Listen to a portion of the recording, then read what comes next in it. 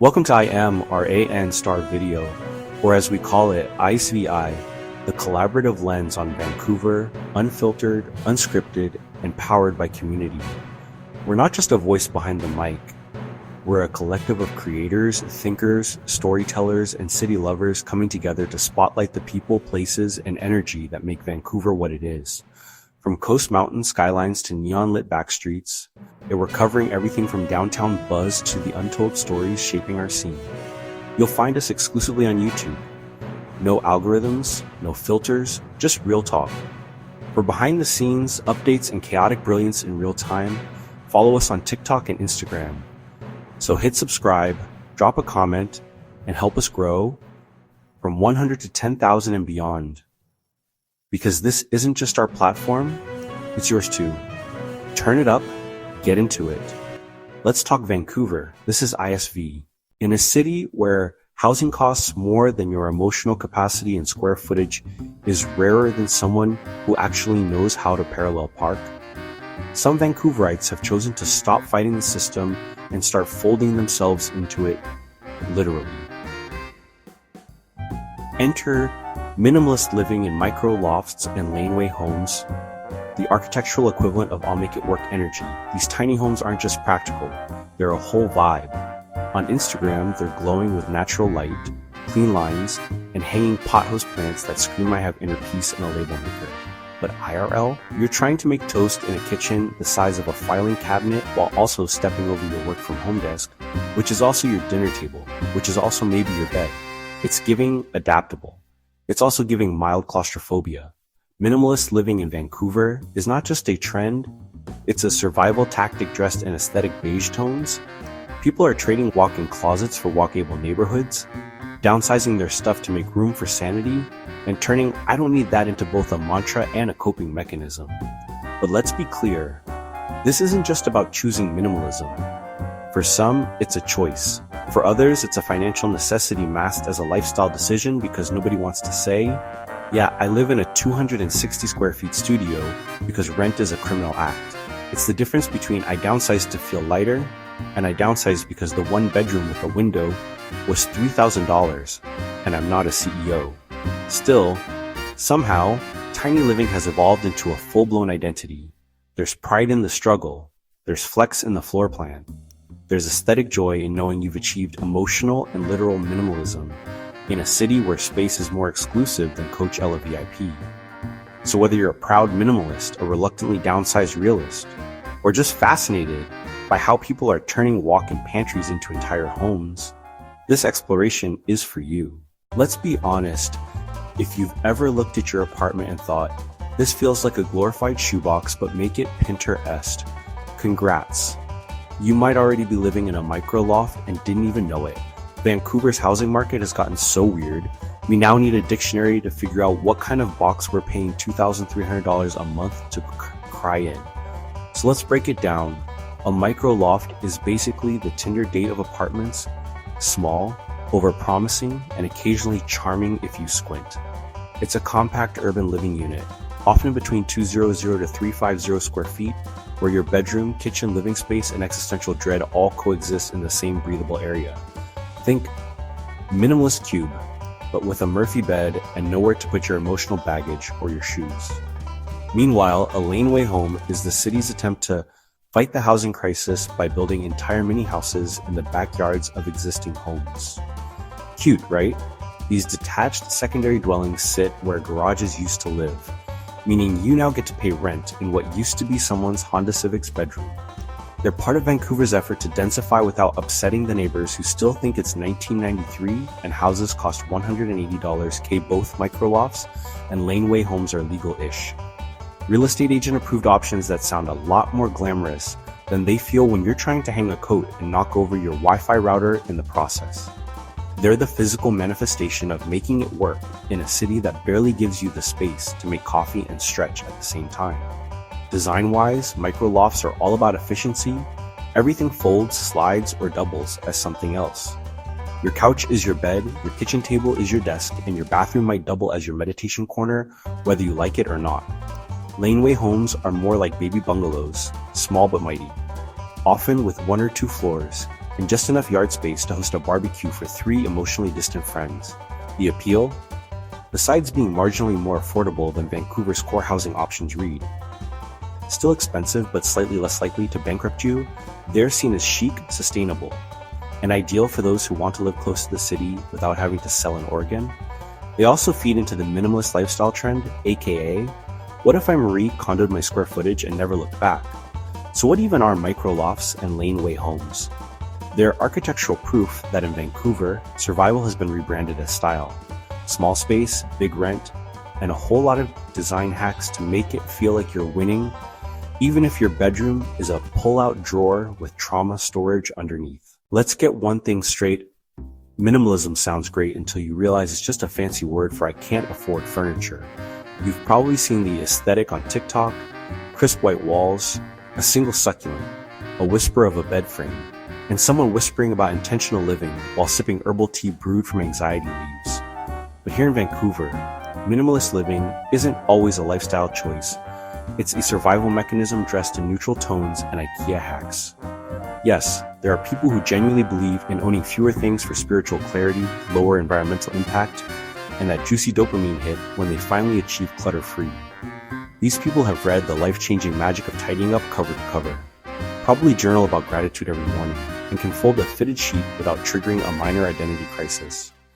And then there's everyone else, the folks who live with less, not because it sparks joy, but because it's literally all they can fit between the edge of the kitchenette and the bathroom door that hits their shin when it opens. Their version of minimalism was inspired not by Zen Buddhism, but by a lack of storage and emotional bandwidth. Let's not pretend minimalism hasn't been aggressively marketed to us as a cure-all. Feeling overwhelmed? Declutter. Feeling sad? Declutter. Financially spiraling? Declutter, but make it content. We've internalized the idea that minimalism equals moral superiority, when in reality, it's often just capitalism's way of convincing us that not owning things is trendy, especially when we can't afford them anyway. Microlofts and Laneway homes practically require a minimalist mindset. You don't own 5 pairs of shoes because you're spiritually evolved. You do it because the shoe rack takes up 15% of your living space and you'd rather not sleep next to your Air Force 1S. Your decor is intentional because if it's not perfectly placed, you'll trip over it trying to get to the sink. But there is a kind of beauty in the chaos. Whether it's by choice or by circumstance, minimalist living can teach you things. How to prioritize what really matters, how to maximize small joys, how to make peace with the fact that your couch is your dining room and your therapy corner. You become an expert in creative storage, ruthless organization, and pretending that having one fork is actually a bold design decision. So is it a minimalist mindset, or just the mental gymnastics we perform to cope with paying $2.400 a month for a modern day treehouse without insulation? Honestly, both. Minimalism in Vancouver isn't a philosophy, it's a coping aesthetic. But it's also a sign of resilience, of making it work, of turning less into enough, even if your mattress is on the floor and your closet is a wall hook and a dream. So you've signed the lease, packed up your emotional support milk crates, and moved into your very own Microloft or Laneway home. Congrats.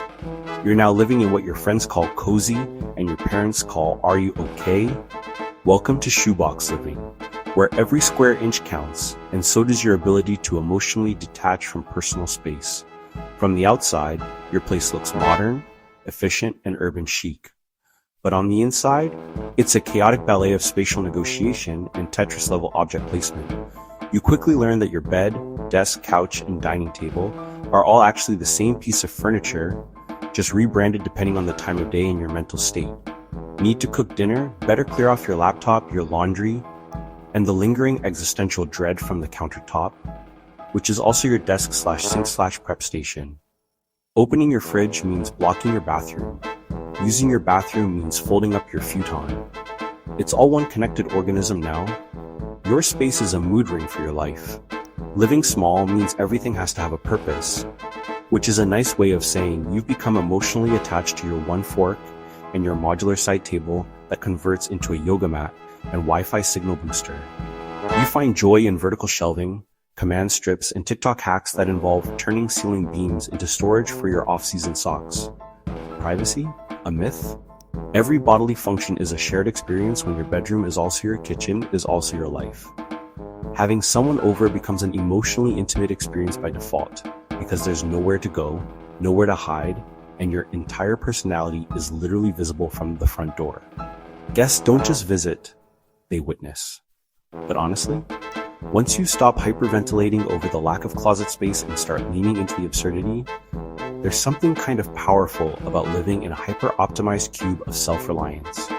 You become a master of minimalism, a god of organization, and a wizard of making your place look bigger in photos, thank you, ultra-wide lens. And yes, you'll occasionally spiral while tripping over your own shoes for the 12th time that week. But hey, at least cleaning your entire home now takes 8 minutes, 1 Lysol wipe, and the energy of a caffeinated squirrel. Living in a shoebox teaches you a lot. Mainly that space is a mindset, that luxury is relative, and that you can, in fact, cook a full meal, fold laundry, and question your life choices all within a 6-foot radius. If Microlofts are the IKEA showroom version of living, Laneway homes are their quirky freestanding cousins, the ones who live in your landlord's backyard, mind their business, and occasionally steal your Wi-Fi. Touted as a solution to the housing crisis, these compact dwellings are basically Vancouver's polite way of saying, we ran out of land, so here's a house, behind a house. Laneway homes are built on the same lot as a main residence, typically where a garage once stood, because nothing says modern urban planning like demolishing your car's bedroom to build your child's first home. These units are usually somewhere between 500 to 1,000 square feet, though the square footage often includes your hopes, dreams, and personal space boundaries. Let's be clear, the marketing makes them look adorable, like cottagecore but make it urban level adorable. Think clean architecture, cute porches, fairy lights. You imagine sipping coffee in your little minimalist haven, writing your novel, and becoming that person who just needed less space to feel more. But the reality? You're still paying $2,500 plus to live beside someone's recycling bins. On the plus side, Laneway homes offer more autonomy than Microlofts. You get your own entrance, your own tiny patch of grass, and maybe even a window that doesn't face a back alley raccoon fight. It's like having your own home. If your home is low-key spying on someone else's patio, you get peace and quiet until the main house decides it's time for a 7 a.m. pressure wash, or your landlord's teenage son starts a garage band. There's technically distance, but it's the kind of distance that still lets them know what time your Amazon packages arrive. Design-wise, Laneway homes can be surprisingly charming. They're like TARDISS, small on the outside, but cleverly laid out on the inside with sliding doors, lofted beds, and sinks that double as mood lighting. That said, storage is still an Olympic sport, and if you own more than 3 bath towels, you're officially a maximalist and need to reassess your lifestyle choices. And while Laneway homes are often marketed as environmentally friendly, community-based, and the future of urban density, let's not forget, you're still paying condo-level rent to live in a detached walk-in closet that's technically someone's garden gnome's former address. But hey, you've got privacy, no upstairs neighbors, and just enough room to stretch your legs if you angle them diagonally. So, is a Laneway home a dream come true or a slightly fancier shed with a subscription to Dwell magazine? The answer is yes, all of the above. It's not perfect, it's not spacious, but in a city where a regular 2-bedroom costs more than emotional stability, a backyard bungalow might just be the closest thing Vancouver has to a starter home that doesn't require a trust fund or a kidney sale.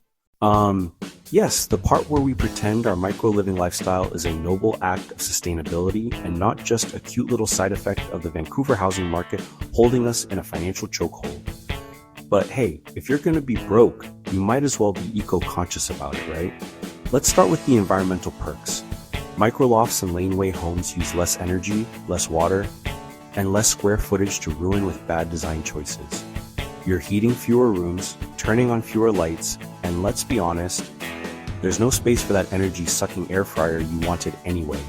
Your minimalist lifestyle might have been financially forced, but congrats, you're now accidentally sustainable. Vancouver loves this narrative. City planners practically foam at the mouth, describing how densification and compact housing contribute to lower emissions and greener futures.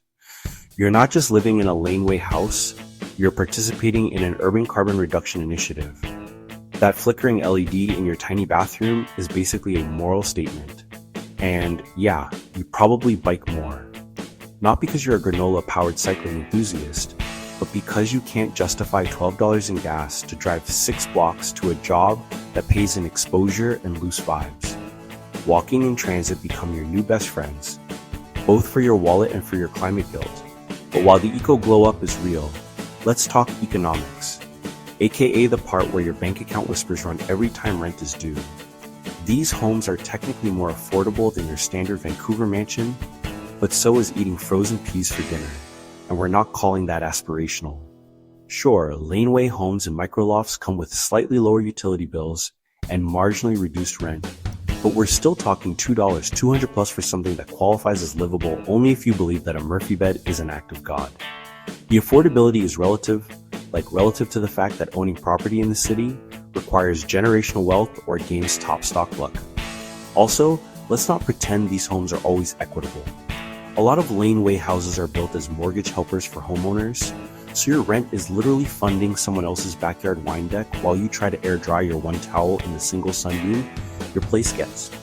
The economic win feels a bit like clapping after getting punched in the face, technically an accomplishment, but should we really be celebrating?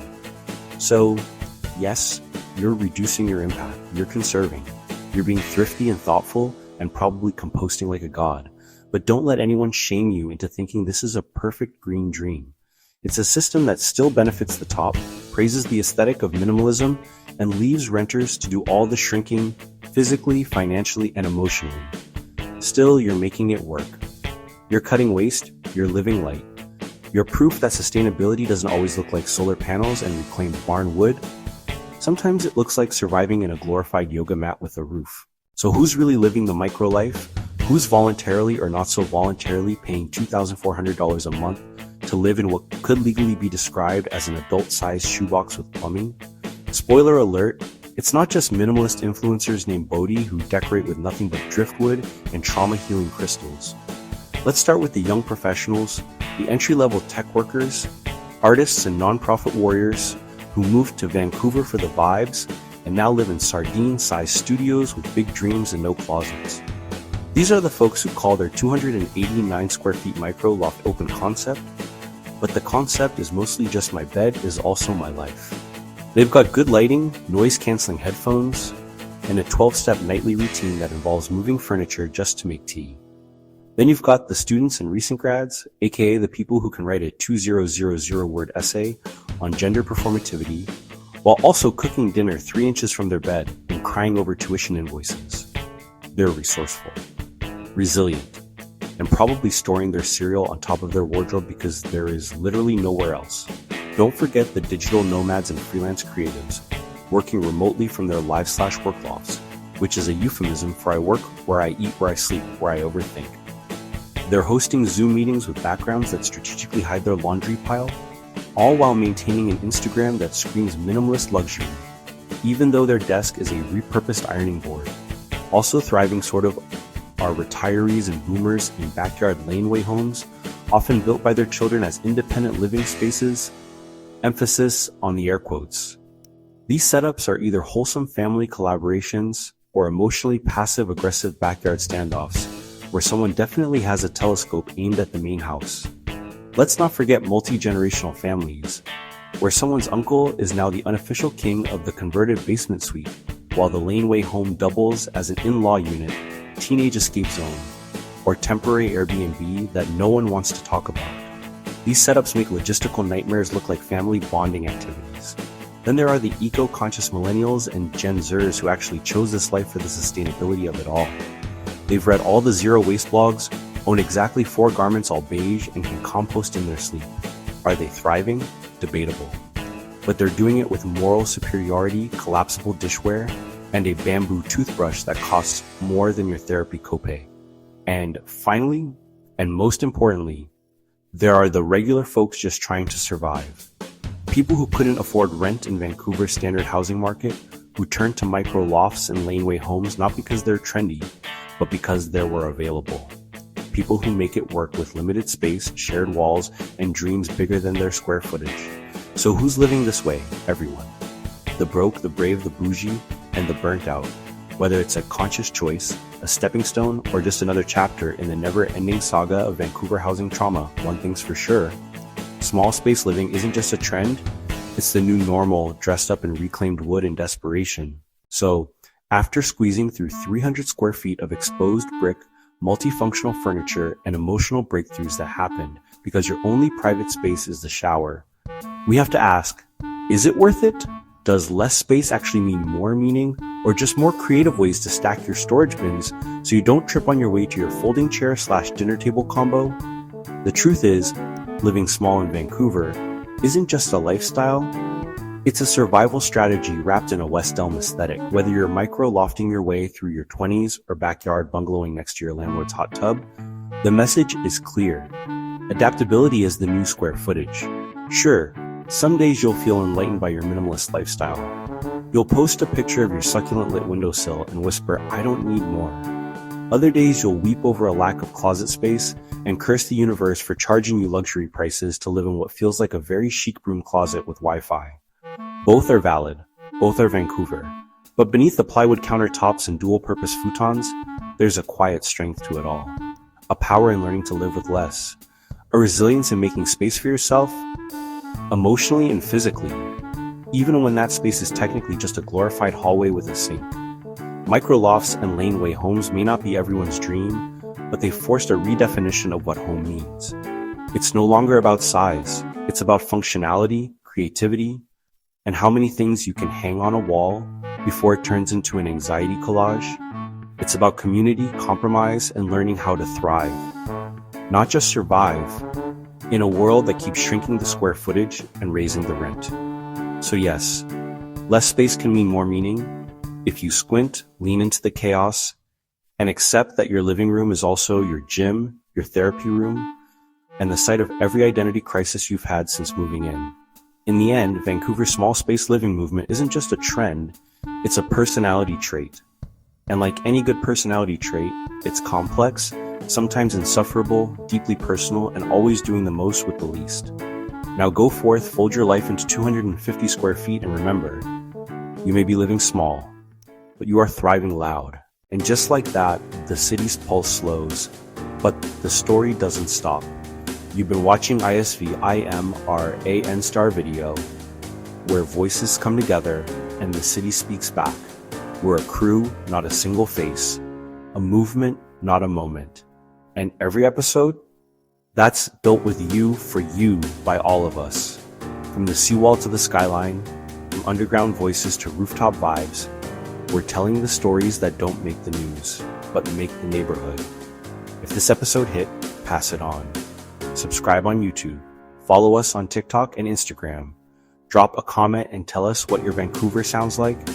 We're building this together, clip by clip, story by story, from 100 to 10K to wherever this takes us. When we get there, we all show up. So until the next drop, stay loud, stay collective, and stay in it. This is ISVi IA, signing off.